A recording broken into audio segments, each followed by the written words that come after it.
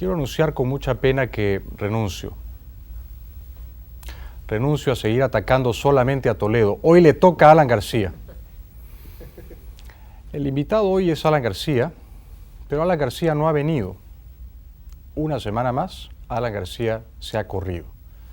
Desde el primer programa del francotirador, sábado 6 de enero, Alan García ha rehuido, ha evadido, ha evitado sistemáticamente las invitaciones cordiales, amabilísimas que Jimena ha formulado incansable, infatigablemente para que esté aquí en el programa. Evidentemente Alan no quiere venir pues al francotirador, Alan le tiene miedo al francotirador. Y su ausencia lo que había conseguido es que no habláramos de él. Nosotros queremos hacerle una entrevista severa, rigurosa, exigente, pero al no venir, claro, Alan estaba logrando que no hablásemos de él, que nos dedicásemos más a investigar minuciosamente la biografía pública y también, en cierto modo, personal de Alejandro Toledo. Bueno, hoy le toca a Alan, hoy le va a llover de todo a Alan. Y como no quiere venir al francotirador, no voy a seguir guardándome pacientemente las preguntas que tengo para él. Las voy a formular en público. Como no le puedo preguntar cara a cara a Alan García todo lo que tengo hace tiempo guardadito para él, porque él está tratando de despistarme, está tratando, al no venir, de que no le pueda preguntar todo esto, y cuando pasó a la segunda vuelta, él hizo una promesa, dijo, en la segunda vuelta voy al francotirador.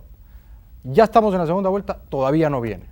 Una vez más, Alan García incumple sus promesas, y eso es inaceptable, y no vamos a seguir cayendo en ese juego taimado, astuto, con el cual ha logrado hasta ahora una cosa cierta, una percepción absolutamente justa de la opinión pública, que el francotirador solo le está disparando a Toledo.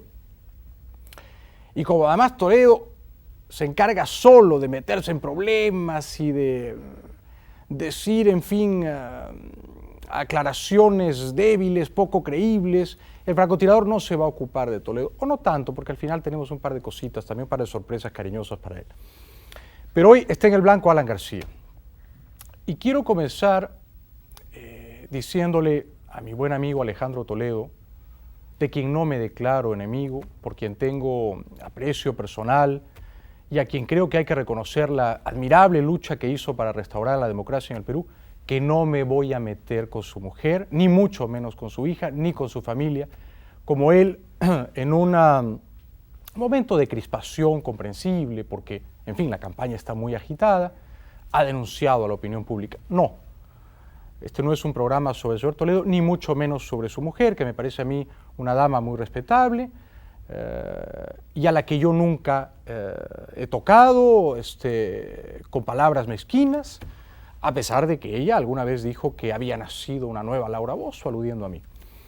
De manera que doña Elian Carp puede ver serenamente y sin sobresaltos este programa de televisión. No hay nada contra ella.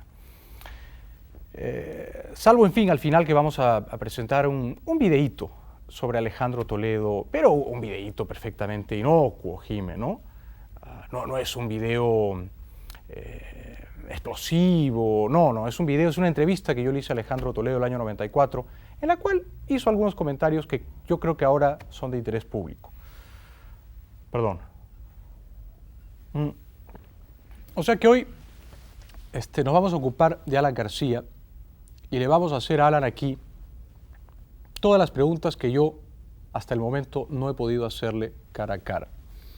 Pero quiero comenzar, si ustedes me permiten, compartiendo con la numerosa audiencia del francotirador la historia clínica medio secreta de Alan García, que fue el motivo de la pregunta que yo le formulé en 1985, que produjo una respuesta ofuscada, enfadada, amenazante de su parte.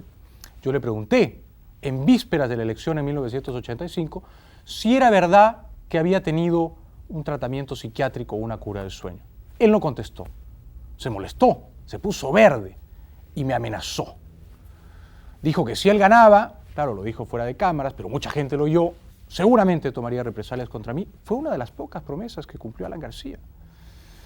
Y entonces yo me tuve que ir de Panamericana y me tuve que ir incluso un tiempo del Perú, terminé haciendo televisión en Santo Domingo. Pero ¿cuál era la verdad? Porque yo nunca conté pues toda la verdad sobre esa historia, porque era un secreto a voces en Lima, era un rumor más o menos soterrado que Alan García tenía algún tipo de historia clínica. Pues yo investigué aquella vez y he continuado investigando ahora, y me hubiera gustado, por supuesto, hubiera querido disparar estas preguntas cara a cara con Alan García, pero él no ha tenido pues el coraje, el valor y el respeto a la prensa libre de venir aquí al francotirador. Y sigue dándole la espalda a este programa para que nosotros sigamos disparándole a Alejandro Toledo. No vamos a caer más en esa trampa, hoy le toca a Alan. Esta es la historia. El año 79 murió Haya de la Torre, en fin, el fundador del APRA y el maestro de Alan García. 5 días después, Alan García estaba muy deprimido, estaba muy nervioso, al parecer no podía dormir bien, de hecho no podía dormir, y fue a la clínica Virgen del Carmen, en la calle Marconi 165 San Isidro, frente a la iglesia San Felipe. Llegó este muchachón, claro, el año 79, Jime, Alan no tenía 30 años todavía, tenía 29 años, más o menos. Llegó este mozalbete espigado, más bien rechoncho, trasnochado, ojeroso y visiblemente desequilibrado. Este no era un hombre cuerdo el que llegó, este paciente estaba claramente, si no enloquecido, estaba claramente trastornado. Entonces, inmediatamente los médicos y las enfermeras, con quienes yo he hablado, sottovoce, a pesar de que la clínica ya cerró, controlaron, calmaron, sosegaron a este paciente agitado y procedieron, por indicación del doctor, que era entonces don Horacio Stavridis, un connotado especialista en psiquiatría de esa época, procedieron inmediatamente a, como correspondía, ¿no?, a doparlo, es decir, a neutralizar el visible trastorno emocional o psiquiátrico nervioso de este paciente que era Alan García, que entró a la clínica Virgen del Carmen en San Isidro 5 días después de la muerte de Haya de la Torre. Los médicos encontraron un caso fascinante, ¿no?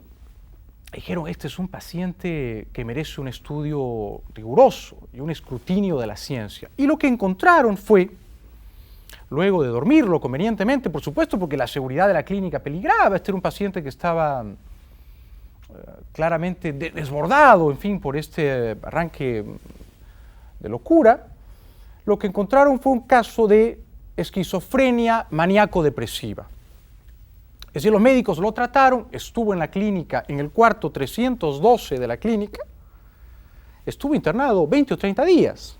Es decir, pasó una temporada Alan García en la clínica Virgen del Carmen, año 79. Y descubrieron que tenía un cuadro perfectamente comprobado, verificado, de esquizofrenia maníaco-depresiva. Es decir, dijeron, este muchacho es un esquizofrénico, maníaco-depresivo, es un peligro y debemos hacer todo lo posible para convertirlo en un loco inofensivo. Evidentemente el tratamiento falló en algún momento y el país pagó caro ese error, ¿no?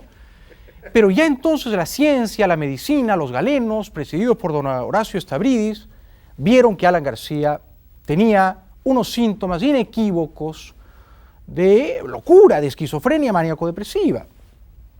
Por supuesto, digamos, sus defensores dirán que todos los genios tienen siempre algún rasgo de locura. Y entonces descubrieron que la manera de templar o amainar o, en fin, sosegar esta crisis maníaco-depresiva era suministrarle o mediante inyecciones o por vía oral, o sea, por pastillitas, litio, carbonato de litio, para decirlo más concretamente.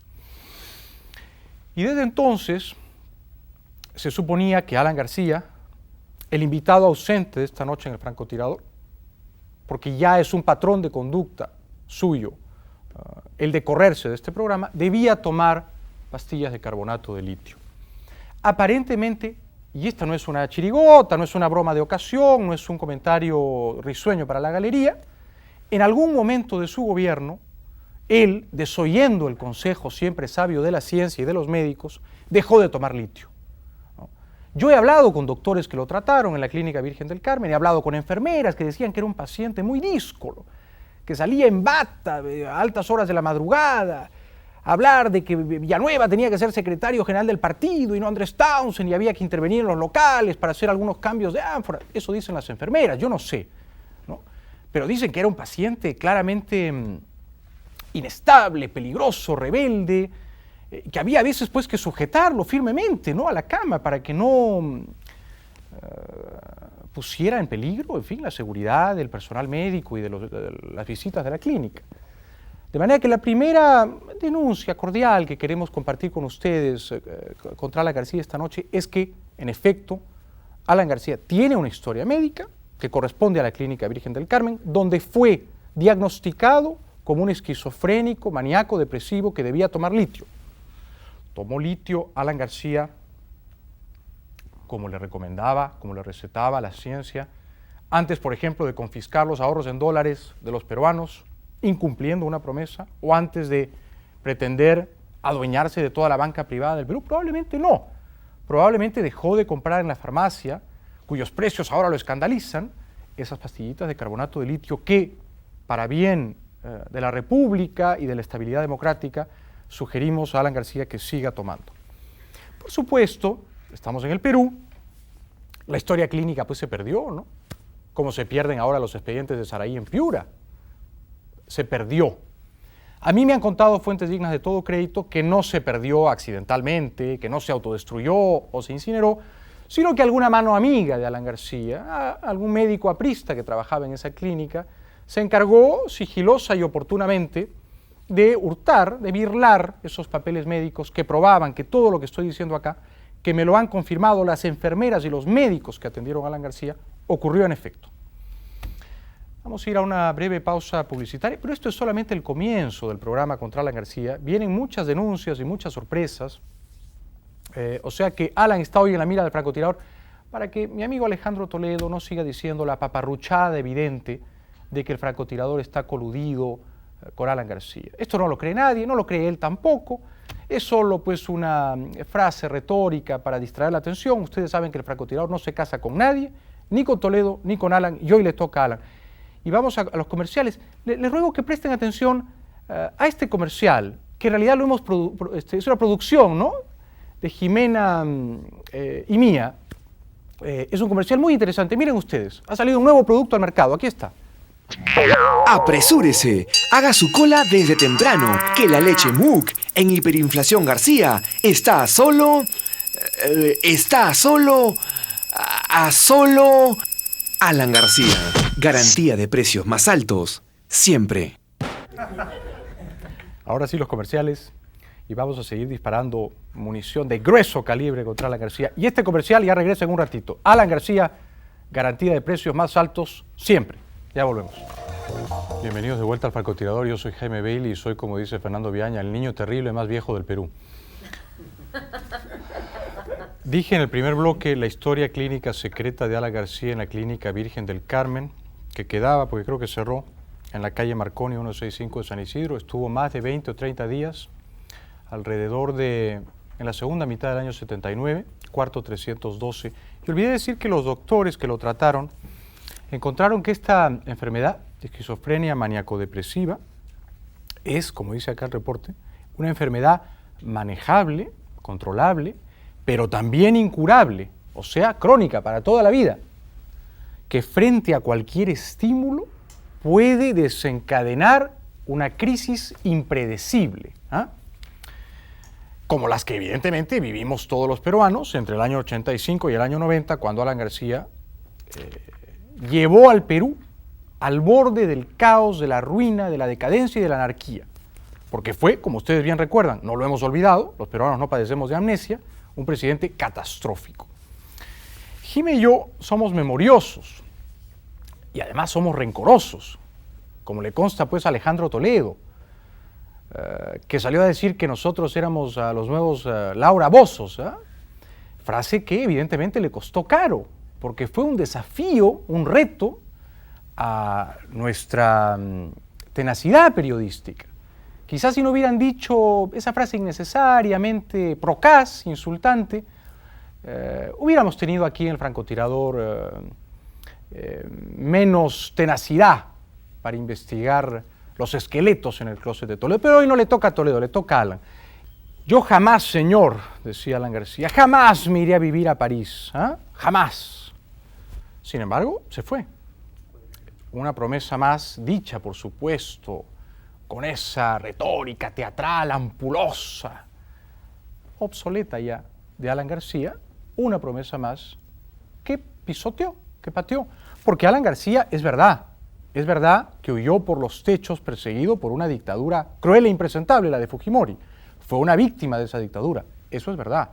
Pero Alan García recibió asilo político en Colombia y pudo haberse quedado en Colombia. Es más, hay juristas que dicen que debió haberse quedado en Bogotá o en territorio colombiano, acogiéndose al asilo político que le había sido concedido como víctima de una persecución antidemocrática. Pero no, Alan muy convenientemente tomó el asilo político que le dio el gobierno de Colombia. Me parece que Gaviria era entonces el presidente, pero no estoy seguro, lo digo de memoria. Pero luego, por supuesto, pasó la mayor parte del tiempo con su familia en París, ¿no? Ahora, antes de ver otro videíto de Alan, que como es obvio, pues ya no habla de una manera tan enloquecida, tan maníaca, como aquel entonces, ¿no? Pero ese era el presidente Alan García que arruinó al país y no hay que olvidarlo, ¿eh? Habría que preguntarle a Alan García sobre sus días plácidos, me imagino, ¿no?, en París, sobre su exilio dorado en París, que se prolongó del 92 al 2000. Habría que preguntarle, en primer lugar, ¿dónde ha pagado Alan García Pérez sus impuestos? Me hubiera encantado hacerle esta pregunta aquí cara a cara y tenerlo sentado frente al francotirador, pero él no quiere pues venir, se corre, ¿eh? Le tiene miedo a este programa. ¿Dónde ha pagado sus impuestos Alan García en los últimos años? Sería interesante saber eso. ¿Ha presentado declaraciones de impuestos aquí, en el Perú? Donde, por ejemplo, cobraba una pensión mensual como expresidente, asignada por el Estado peruano. Porque claro, Alan era un perseguido de la dictadura que estaba en París. La dictadura lo quiso matar la noche infausta de abril del 92, pero a la hora de cobrar los cheques que firmaba el ministro de Economía, el señor Camete, el señor Goldenberg, ¿no?, mandaba a un emisario para cobrar mes a mes esos chequecitos que eran, creo, el equivalente de más o menos $2,000, pero no estoy seguro. ¿Pagó impuestos Alan García en el Perú en los últimos años? ¿Los pagó en Francia, donde virtualmente residía con su familia? ¿Los pagó en Bogotá?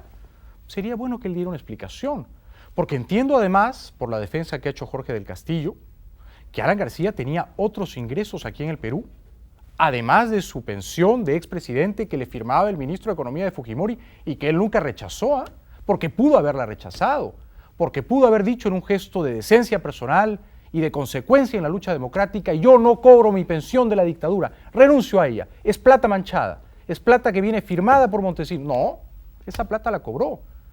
Habría que preguntar a Alan García y a sus gonfaloneros, lugartenientes y áulicos, ¿cuánta plata cobró por concepto de pensión de expresidente mientras Fujimori era dictador del Perú? A ver, ¿por qué no sumamos eso? ¿Por qué no hacemos ese cálculo? Y habría que preguntar si pagó impuestos en París, en Bogotá o en Lima. Porque decía, acá no solamente ganaba la pensión de expresidente, acá ganaba también, según ha dicho Jorge del Castillo, habrá que creerle, por supuesto, el alquiler de su casa en Chacarilla, $2,000 mensuales, que se los pagaba un funcionario de la embajada francesa, por supuesto, ¿no? Y el alquiler de su casa en Naplo, que según ha dicho Jorge del Castillo reportaba $1,000 mensuales, que es una cantidad impresionante. ¿Cómo alquilar una casa en Naplo en invierno que reporte esa cantidad? Debe haber sido también un compañero muy abnegado de Alan que se fue a vivir en invierno a Naplo y pagaba $1,000 mensuales. Habría que mostrar, en aras de la transparencia, ¿verdad?, de la que Alan ni Jorge del Castillo, en fin, temen, habría que mostrar esos contratos de alquiler de la casa en Chacarilla y en Naplo. Y habría que preguntarse si Alan García no tenía la obligación de tributarle a la SUNAT lo que correspondía de esos alquileres en Chacarilla y en Naplo, y también lo que habría podido corresponder del pago de la pensión. Entonces, esa es una primera pregunta. ¿Dónde pagó impuestos Alan García en los años últimos? Del 92 al 2000, cuando era el perseguido político de la dictadura de Fujimori y mandaba a alguien a cobrar sus cheques de pensión mes a mes, ¿no? Vamos a compartir con ustedes otro videíto que Jime y yo hemos encontrado de las muchas peroratas y parrafadas con las que Alan García nos castigaba cuando era presidente. Esto es un poquito después, cuando ya no era presidente, pero cuando hacía esfuerzos denodados para obstruir la justicia, porque Alan no fue juzgado. El Parlamento, en un aquelarre, en un pacto secreto entre la gente de Fujimori y la gente de Alan, evitó que Alan fuera juzgado. Es una conversación bastante impresentable, ¿no? Es una conversación que recuerda a esos videos de Montesinos, donde dicen, pacta por aquí, amárrate con este y con el otro, en el BCCI estamos más limpios, en los otros temas seguramente están pues más sucios, ¿no? Ahora, en el tema del BCCI, ya que estamos en eso, dos preguntitas nomás. Yo recuerdo que hace poco Alan García le dijo a César Hildebrand, antes de que ese programa lamentablemente se interrumpiera, pero ya en esta campaña electoral, que él no tenía por qué saber qué zapatos o qué corbatas compraba Héctor Neira y Leonel Figueroa, y dio a entender civilinamente que él no sabía pues que Héctor Neira y Leonel Figueroa habían puesto la plata peruana, los depósitos, las reservas internacionales del Perú en el BCCI, un banco de gángsters. Bueno, eso no es creíble. Esa es una mentira que nosotros tenemos que denunciar. Alan García tiene que contestar lo que es una verdad del tamaño de una catedral. Si es cierto o no que él autorizó que las reservas peruanas fueran al banco de pillos y sinvergüenzas que era el BCCI. Él dice que no sabía, que fue una decisión autónoma, soberana de Leonel Figueroa y Héctor Neira. Eso no es verdad. Y él dice, por supuesto, que no sabía que coimearon a Neira y Figueroa, que les rompieron la mano. Él dice que no sabía, pero nosotros podemos desconfiar, ¿no? Vamos ahora, Jime, ¿qué vamos? Vamos a los comerciales. Vamos a los comerciales, pero vamos a ver esta propaganda nuevamente a pedido del público que está congestionando la central telefónica, porque Alan, que se preocupa tanto por los precios, ¿no? Ahora sufre por los precios de las medicinas, porque por supuesto, él es pues un consumidor muy asiduo de muchas medicinas, ¿no? Y al Perú le conviene que siga comprando todas las medicinas que desde el año 79, cuando encontraron este caso incurable de esquizofrenia maníaco-depresiva, le recomendaron. Entonces yo comprendo que Alan vaya donde Paniagua y que le pida hay que bajar el precio del litio porque hay que proteger su canasta familiar. Pero ya que la gente pide repetición, este es el comercial, el nuevo spot que nosotros estamos sugiriendo para la campaña de Alan García. Aquí va. Apresúrese, haga su cola desde temprano, que la leche Mook en Hiperinflación García está a solo Alan García. Garantía de precios más altos, siempre.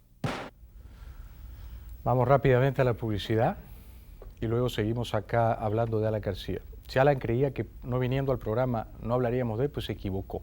Hoy ya le toca a Alan García. Hace rato que le toca a Alan García y no vamos a dejar de disparar munición de grueso calibre contra Alan García. Volvemos enseguida. Primero ya lo dije. ¿Dónde pagó impuestos Alan García en los últimos años? A ver, ¿en Lima, en París o en Bogotá? Que nos saque de esa duda. Segundo, ¿cuánto cuesta el alquiler, si la alquila, de la casa o departamento donde en los últimos años ha vivido la familia García Pérez? Esa propiedad, entiendo, es muy lujosa. Fuentes muy confiables me han dicho que es un departamento situado en el distrito 16, cerca de la calle de las Embajadas. No es un departamento modesto. ¿Ese departamento es de Alan y de su familia? Si no es de él, ¿lo alquila? Si lo alquila, ¿cuánto paga? En los registros públicos de París, ¿a nombre de quién está esa propiedad? Sería bueno que Alan aclarara eso, ¿verdad? ¿Cuánto le cuesta, si es un alquiler, mensualmente ese departamento o esa casa? Y si no es un alquiler, ¿quién es el dueño de esa propiedad? Sería bueno que Alan nos dijera cuál es el documento de identidad francés que él ha poseído o posee todavía. Porque tenemos entendido que el finado presidente Mitterrand le dio a Alan García un documento, una especie de carné de asilado político, que era un privilegio excepcional para los amigos, por supuesto, del Estado francés. Documento con el cual Alan García viajaba libremente por el mundo sin tener que pedir visados como ciudadano peruano. Pero ese documento que le habría sido expedido le fue dado por su condición de perseguido político, que lo era sin duda, porque la de Fujimori era una dictadura impresentable. Alan tiene todavía ese documento, o como me imagino, lo habrá entregado ya, habrá renunciado a él, porque nadie podría sostener ahora que Alan García es una víctima de una implacable persecución política. Sería interesante que Alan García nos dijera qué porcentaje tiene de las acciones de esta empresa de transporte liviano que Jorge del Castillo ha dicho que es de Alan y de un socio peruano. ¿Qué inversión hizo Alan en esa empresa? ¿Cuánto dinero suyo invirtió? ¿Cuántos camiones, camionetas, motocicletas compraron en esa empresa de transporte liviano? ¿Qué ganancias dejaba la empresa? ¿Pagaron tributos sobre esas ganancias o dividendos? Sería interesante que Alan nos dijera si él hizo alguna inversión en esa empresa y cuál era su, sueldo, honorario, en esa primera incursión de Alan en el mundo laboral, ¿no? Porque digamos que ya cerca de los 50 años Alan logró trabajar por primera vez. Sería interesante que Alan nos dijera quién le prestaba el departamento en Bogotá. Él iba esporádica, frecuentemente a Bogotá. Se quedaba, dice, en casa en el departamento de un amigo, un departamento, según mostró a la televisión, muy franciscano. ¿Quién se lo prestaba? ¿Quién era el propietario? Sería interesante que Alan nos dijera dónde vive ahora, aquí, en Lima. ¿Vive en su casa en Chacarilla o está todavía alquilada? Y si no vive en esa casa, ¿en dónde vive? ¿Y quién paga el alquiler de esa casa? Sería bueno que Alan nos dijera exactamente qué relación, vinculación o conexión tiene, si acaso, con la Fundación Rayos del Sol. ¿Qué es la Fundación Rayos del Sol? ¿Quiénes son sus directores? ¿Para qué fue constituida? ¿Cuánto dinero ha movido en los últimos años? ¿Dónde tiene su razón social? ¿Tiene una cuenta bancaria? ¿La tiene en Liechtenstein? Sería bueno que Alan explicara exactamente qué es la Fundación Rayos del Sol, cuánto dinero ha movido en los últimos tiempos, dónde tiene sus cuentas bancarias y si él tiene, no lo sé, algún tipo de vinculación con esa fundación.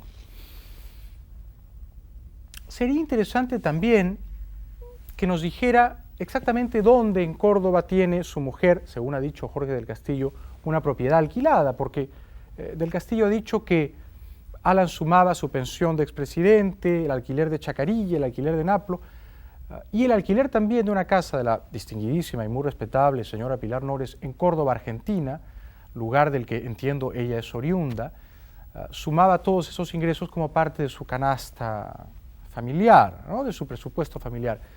Sería interesante también que nos dijera cuál es el estatus legal de doña Pilar, de sus hijos y el suyo propio, ahora mismo en Francia. ¿Son residentes? ¿Alguno de ellos se ha acogido a la nacionalidad? La señora Pilar Nores, dicho con todo respeto, por supuesto, ¿tiene o posee la nacionalidad peruana? ¿O es únicamente argentina? Sería interesante aclarar esas dudas. Como lo sería también aclarar si doña Pilar Nores, que según Jorge del Castillo trabajaba para una fundación de Daniel Mitterrand en Francia, ha renunciado ya a ese puesto y a esos estipendios. Incluso sería bueno que Alan García dijera si él en su condición de asilado, perseguido político, ha recibido algún tipo de ayuda financiera del Estado francés en los últimos años. Y para el caso, yo creo que sería bueno también que Alan García nos dijera exactamente cómo financiaba sus constantes viajes transatlánticos entre Bogotá y París, porque él eligió ir a vivir a París. Él pudo haberse quedado viviendo en Bogotá. Estas son algunas dudas o algunas preguntas que hemos querido hacerle públicamente al invitado ausente, renuente, Alan García. Espero que la prensa las recoja y cuando tenga ocasión traslade estas inquietudes a Alan García para que él, por supuesto, en aras de la transparencia de la que nunca ha abjurado, las conteste puntual y rigurosamente. Tenemos algunas otras preguntas para Alan García, pero de él nos ocuparemos después de esta pausa. Y vamos a hacer también aquí, en el programa, una especie de bodeguita. Yo me voy a convertir en don Jaimito, en el caserito de ustedes. Vamos a abrir aquí una bodeguita. Y nos vamos a imaginar que yo soy un bodeguero el año 85 cuando Alan llega a la presidencia. Y voy a tener aquí algunos artículos comestibles de pan llevar, de la canasta familiar, y les voy a contar un poco cómo se van moviendo los precios en la bodega de don Jaimito. Pero antes, este comercial a pedido del público. Apresúrese, haga su cola desde temprano, que la leche Mook en Hiperinflación García está a solo Alan García. Garantía de precios más altos, siempre. La bodeguita de don Jaimito, con los precios del año 85 y el año 90, en la época catastrófica, ruinosa, deplorable de Alan García, que no merece volver a ser presidente de este país, no lo merece, merece un castigo, merece un repudio, merece por lo menos un tirón de orejas, ya que él convenientemente no se ha puesto a derecho, como dicen los tinterillos, porque Alan se ha corrido pues de la justicia, o cree que nos hemos olvidado de eso. Alan se ha acogido a la prescripción de sus delitos, de sus presuntos delitos, para ser más exacto. O sea, Alan no ha dicho que me juzguen, no tengo rabo de paja, no. Ha dicho, bueno, como ya prescribieron los delitos, como son muy viejos y no me pueden juzgar, entonces puedo volver a ser candidato. Pero aquí vamos a abrir una bodeguita de don Jaimito y les vamos a mostrar cómo van subiendo los precios bajo la presidencia de Alan García hace 10 o 15 años. Ya volvemos. Imagínense que el año 85, yo tenía 20 años y Alan entró como presidente del Perú. Y por supuesto me sacó de la televisión porque le había hecho una pregunta incómoda, ¿no?, sobre su crisis esquizofrénica maníaco de presidente. Imagínense que yo, como me había choteado de la tele, abría una bodeguita, la bodega de don Jaimito. Acá hemos abierto la bodega de don Jaimito, estamos en el año 85, yo soy el caserito. Esto es una tienda de abarrotes en general, como dice Jime, ¿no?, de artículos de pan llevar, una tienda modesta. Entonces yo les voy a decir cuánto costaba un artículo comestible, ¿no?, de pan llevar, el 85 cuando entró Alan, y el 90 cuando terminó, y el país era una desgracia. Este pan costaba 20 centavitos cuando Alan entró de presidente. 20 centavitos la unidad. 5 años después, cuando ya mi bodega estaba a punto de irse a la quiebra porque nadie podía comprar y había colas, ¿cuánto costaba el mismo pan? 1.700 intis la unidad. Se caen los precios en la bodega de don Jaimito. Se caen los precios. De la indignación. Lo que costaba 20 céntimos terminó costando 1.700, 1.700 intis, un pan. Esto es uno para Jimmy Arteaga, uno para Viaña. A ver, frijoles.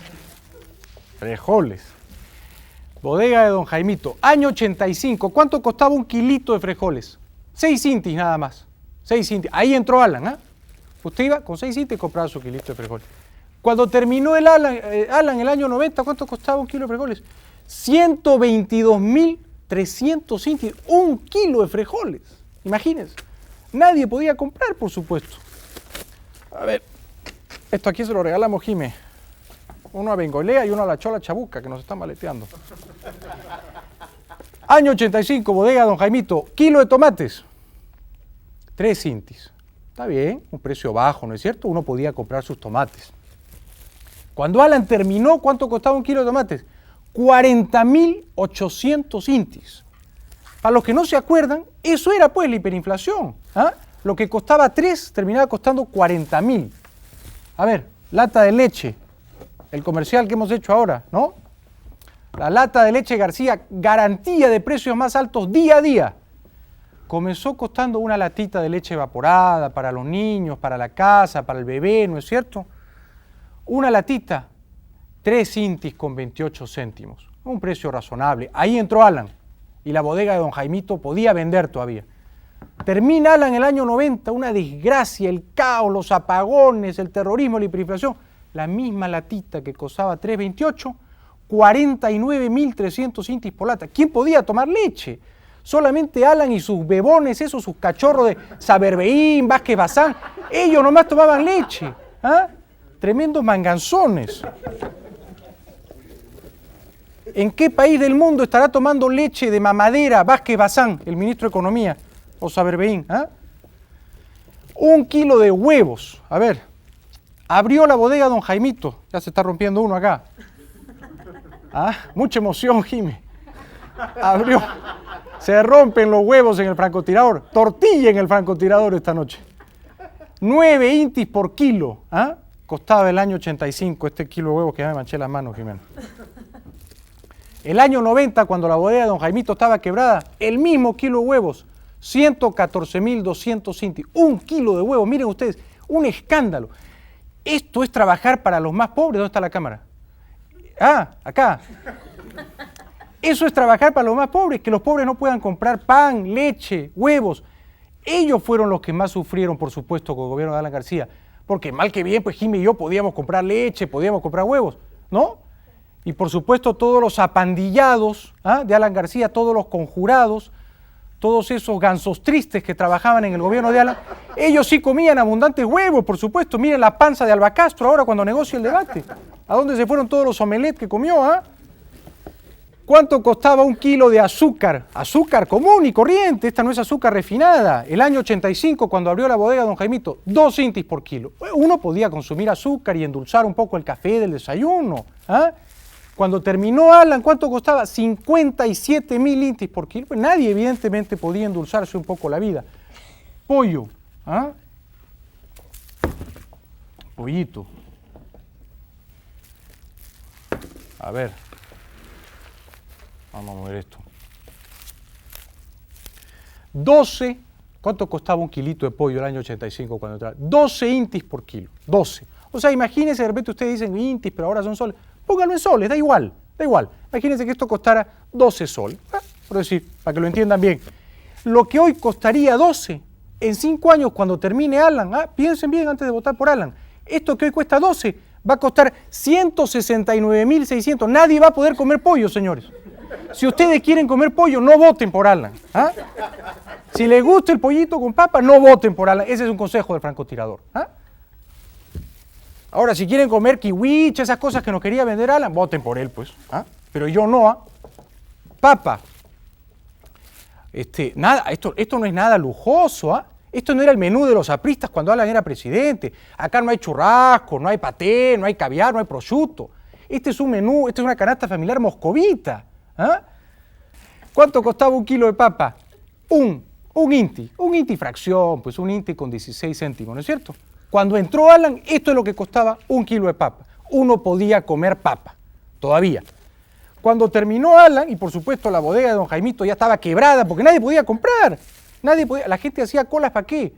Para comprar nada. ¿Ah? Y Alan dice ahora que la gente hacía colas porque tenía mucha plata para comprar. No te pases de caradura, pues oye, ¿no? 27.700 intis costaba 1 kilo de papa cuando terminó. Acuérdense de esto. Si a su hijo le gusta comer papitas fritas, ¿ah?, o a su marido le gusta comer su papita a la huancaína, piensen bien antes de votar por Alan porque no va a haber papa. ¿Ah? Kilo de arroz y aquí termina la bodega de don Jaimito. ¿Cuánto costaba 1 kilo de arroz el año 85?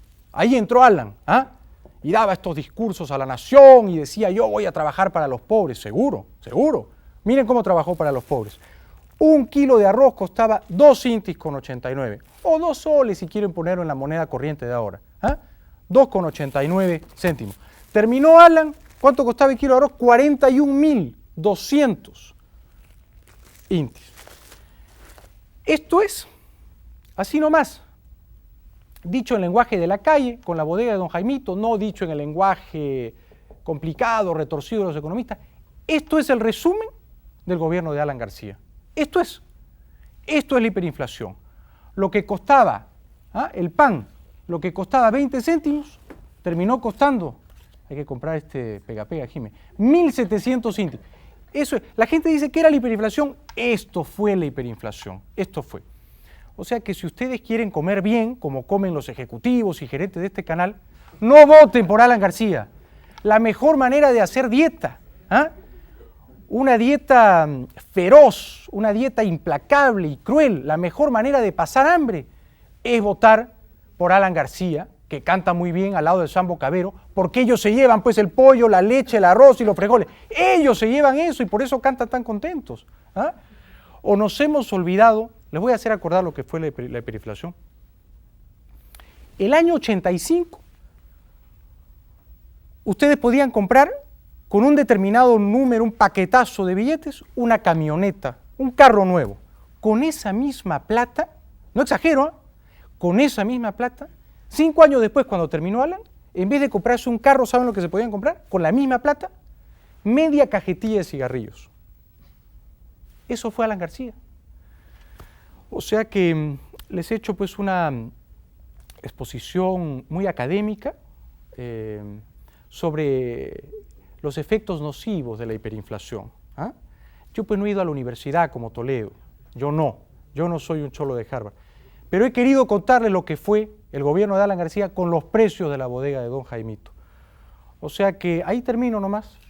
Si ustedes quieren tomar leche, comer pan caliente, crocante, comer su pollito con papas y hacerse de vez en cuando una tortilla con salchichas, tocino, piensen bien antes de votar por Alan García, porque los que no nos hemos olvidado lo que fue su gobierno, todavía tenemos hambre. Y yo, por supuesto, doble hambre a Alan García, que no quiere venir aquí al francotirador. Y vamos a ver un comercial que yo creo que es muy propicio para terminar este bloque. Apresúrese, haga su cola desde temprano, que la leche Mook en Hiperinflación García está a solo Alan García. Garantía de precios más altos, siempre. Siempre precios más altos, Alan García. Día a día, hora a hora, minuto a minuto, suben los precios. Alan trabajando por los pobres. Si quieres hacer dieta, vota por Alan. Ya volvemos.